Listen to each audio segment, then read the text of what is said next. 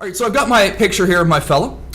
Pretty straightforward here. Now, in the past, if I said to you, I want you to select his shirt, and I want you to copy it, and I want you to paste it onto a separate layer, I'm going to assume, because I've taught you well, you're probably going to reach for like the lasso tool, and you'll probably zoom on in here a little bit, and you would probably go through and start using your lasso tool. There's one big problem with the lasso tool that you guys can clearly see as I purposely mess up, is that it gives you really rough edges. It looks pretty smooth right here, but the closer and closer I get, the more you see how many pixels I'm actually losing in the process here, right? Or how many I'm kind of just missing out entirely on, right? So the lasso tool is good in a pinch, but if you want to make a selection and you want it to be really very photorealistic, which of course it's Photoshop, that's what we want, you want to go ahead and use our dear old friend from Illustrator, the pen tool, okay? So what I want you to do, go ahead if you would, is go ahead and grab the pen tool. It's kind of hidden down here at the bottom, down by your text tool. Now, this pen tool works exactly the same way as it does in Illustrator, but it's going to do a slightly different thing. We'll show you here in a second. I'm going to go ahead and zoom on in. Again, you can use your zoom tool if you'd like, or you can also hold down Alt Option and then just scroll with your little scroll wheel on your mouse. For those on a laptop, if you use 2 fingers or if you pinch zoom, that'll work as well. I also can hold down the space bar, and you'll notice how my mouse changes to a little tiny hand, and I can move my page around. And this is only moving my view. It's not actually moving my actual image. You'll be wanting to use that here in a second. So again, I'm going to go ahead and zoom in, and I'm going to use my pen tool exactly the same way as I do in Adobe Illustrator, where I can kind of click and make a nice straight line. I can click, hold, and kind of drag and get those Bezier curves. And if I hold Alt Option, I can bend that Bezier curve. So everything we've done before, prior, in Adobe Illustrator pays off now, because unlike that polygonal lasso tool, and unlike our regular lasso tool, I can get very nice rounded selections. And again, I can get little tiny ones. You can see how closely I'm going here. Or if I wanted to, I can get maybe a longer selection, right? Maybe I go all the way down to like his sleeve down here. Ooh, something like that. And again, Alt Option, if you remember from before, that allows me to move that Bezier curve. What's nice is, let's say I mess up a chew, right? But mess up, again, because it's the pen tool and not the polygonal lasso tool, I just do Command Z, undo, and I keep on keeping on, right? So again, it's just like the lasso tool, but it has even more possibilities. So it really allows you to have much more control over what we're doing. Again, I normally just keep my finger on that Alt Option key just in order to bend my lasso tool. So take a second, I'm going to go ahead and do the same thing.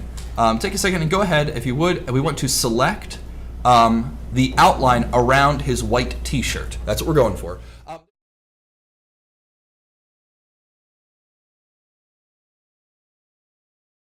Here, we've just used our pen tool to get our selection nice and smooth. Now we could fill this in with a color just like you would if you were using Adobe Illustrator. However, we're going to do something slightly different. We're going to go ahead and right click on the inside of our selection with the pen tool, and you'll see the 4th option down there says Make Selection. So we're going to go ahead and grab that, and go ahead and give it like a 0.5 or a 1 pixel feather radius. Feathering is just going to go ahead and it's going to kind of slightly smudge, slightly kind of soften the very edge of your pen tool. If you don't do that, it gives it a very crisp look, which is a dead giveaway whenever it comes to Photoshop. And again, the whole idea with doing good, really well done Photoshop is this idea that you don't want anyone to ever actually realize you were there. So again, we made our selection. We're going to go ahead and feather it. I'm going to do 0.5, but again, you could do 1 or something. Very small amount just to kind of soften the edge. I'm going to hit OK, and it turns it into a selection just like that, nice and easy. So what we're going to go ahead and do, we're just going to go ahead and copy. So I'm just going to do Edit, Copy, or you can do Command C, that works too. And then again, we're going to want to go ahead and paste, but we want to do something different. We're going to paste in place. You can go to Edit, Paste Special, and Paste in Place, or you can just hit the keyboard command of Shift, Command, and V. So Command V is paste, but Shift Command V will paste in place. Once you do that, it should look pretty much exactly the same. 2 duplicate layers. So we're going to end up with 3 floating t-shirt layers. The easiest way to do that is to go into your layers menu, go over top of layer 1, that's our t-shirt, right click, and right there is duplicate layer. You can just do that twice. So we'll end up with 4 layers total, 3 t-shirts, 1 of our fella. All right, now next up, we're gonna go ahead and we're gonna grab that Justin Bieber picture. If you haven't already opened it, that's fine. You can do place, if you want to do edit place, it'll place it directly into our guy. However, I've already got mine open up in a separate tab. So I'm just gonna do Command A, that selects all. I'm gonna do Command C to copy. I'm gonna jump over to my guy. I'm gonna do Command V to paste. And it's gonna be pretty big. We've transformed lots and lots of things. The easiest way is Command T as in T, I don't know, T-E-A, T. Command T, that'll give you kind of your bounding box, and then scale it, shrink it down, but hold Shift when you do that, otherwise it gets all wonky and goofy. We don't like that. Okay, so you just kind of shrink them down, and we want it to go onto his t-shirt. I thought this guy kind of looked like a Bieber fan, so we're gonna go ahead and give him a Justin Bieber t-shirt. Again, doesn't matter how big you make it, I'm just kind of picturing something, I don't know, about that size. That looks like a t-shirt size. So first, I'm thinking about just the top half, just the upper torso, like his rib cage. I'm gonna go ahead and rotate the poster to think about basically where about would this be on his upper torso. Ignore his lower shirt for a second, okay? So just kind of, again, ballpark, that looks pretty good. In the past, we might have used, say, like the smudge tool, right? I can kind of like smudge him, but that doesn't even remotely do what I want it to do. I could have also done edit, transform, and warp, and that works pretty good. You know, that's not bad, but I really need a lot more, I don't know, I need a lot more control over this. This is just kind of pinching and warping it. It's not really giving me the control that I need to make it look actually on him, because there are some folds and wrinkles. Think about, like, you know, whenever you see a flag waving in the wind, it doesn't warp, it folds on top of itself, right? I need to have that ability. And the warp tool, just not really cutting it.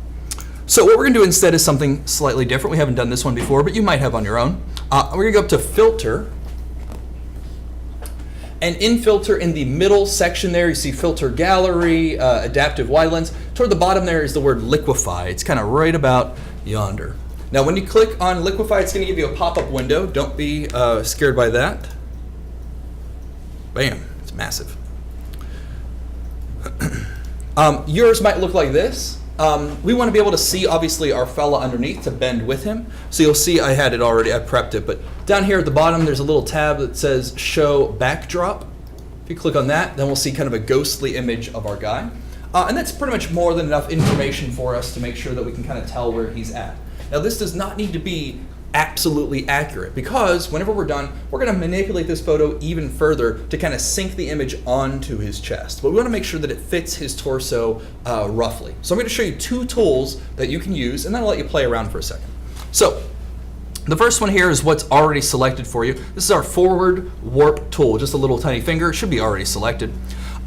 And you'll see that I have my mouse. It's a pretty big, large scale brush. If I needed to shrink it down, I could go in and actually adjust that. But an easier way, if you look at your keyboard, by the letter P are those little brackets. If I click on those brackets, I can make my brush smaller or larger.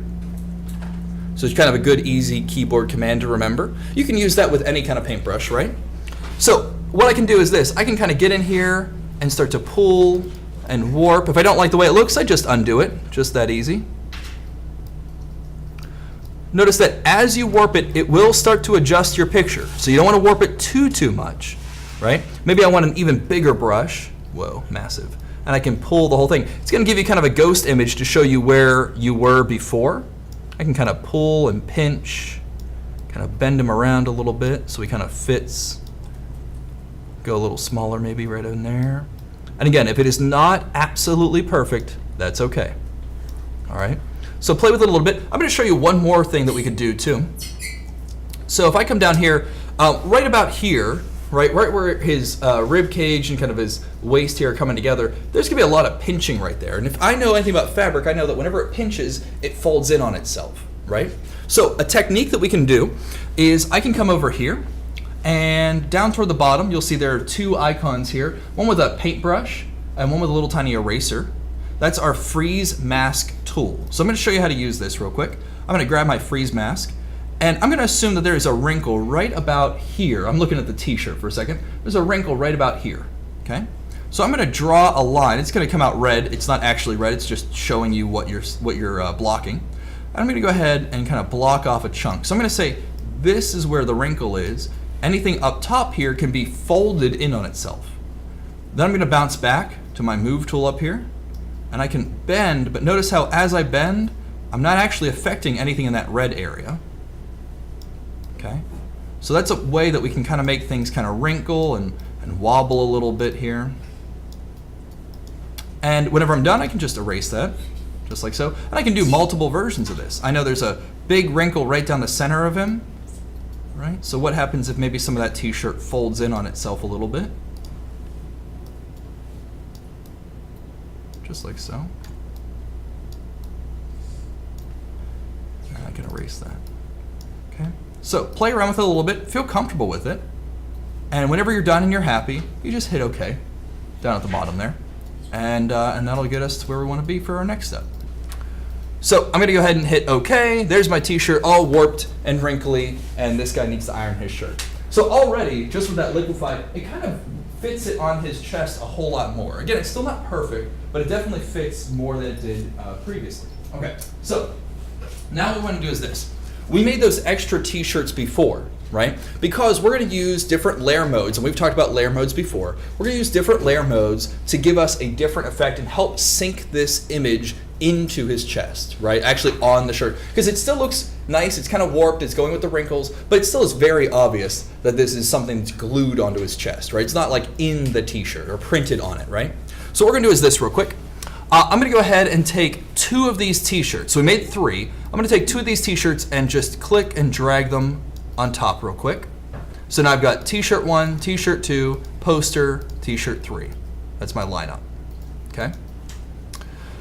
T-shirt 1, I'm going to go up here. Remember, it says normal. That's where my layer modes are, where it says normal. And I'm going to change those. I'm going to make one of them slightly different. I'm going to go ahead and change that to multiply. It's like the 4th one down. And what multiply does is it takes that photo, that t-shirt that's floating, and it basically knocks out anything that's kind of white or gray. It keeps anything that's black, and it really lets that sing. So your whole t-shirt gets a little bit darker, a little bit richer. Okay. The next one down, I'm going to grab that layer. This time, instead of multiply, I'm going to change this one to screen. Screen. It's this one right here. Screen. Okay. Screen is going to do basically the inverse of multiply, where multiply lets the shadows really jump out. Screen lets the highlights really jump out, and it kind of knocks down the shadows. So we did 1 set to multiply, and 1 set to screen. Technically, you don't have to have one on top of the other one. You can do it in any order you want to. Play around here. We're going to use basically 2 different tools on every layer individually. Okay. Tool number 1 is the obvious one, which is our opacity. If I turn down the opacity, it makes that layer a little bit more see-through. So just for example, if I turn down the opacity on t-shirt 1 and t-shirt 2, that brings Justin a little bit further out, right? Because the other 2 layers on top are more see-through. That's good, but not perfect. The other things that I want to play around with on top of my opacity would be my levels. To get there, you just do Image, Adjustments, Levels. You can also do Command L, and that'll pop up your Levels menu. Now, Levels is only affecting the layer that you are on currently, okay? But your Levels menu kind of looks like this, okay? It's pretty gross, but basically we have, look at the big old window here, right? I've got where my highlights are. This is the white in my layer. This is the shadow, and this is the midtone, the grays, right? And you can see, here's my layer here, right? So this top layer is multiply. Multiply is increasing the shadows, decreasing the highlights. So if I, for example, if I notch down my highlights, kind of not a whole lot happens. It just starts eating into my shadow. Right? If I crank up my shadows, that shirt gets a whole lot more dark, a whole lot more kind of wrinkly, right? So I can kind of play with that. I can come down to my screen level, do the exact same thing, image adjustment and levels.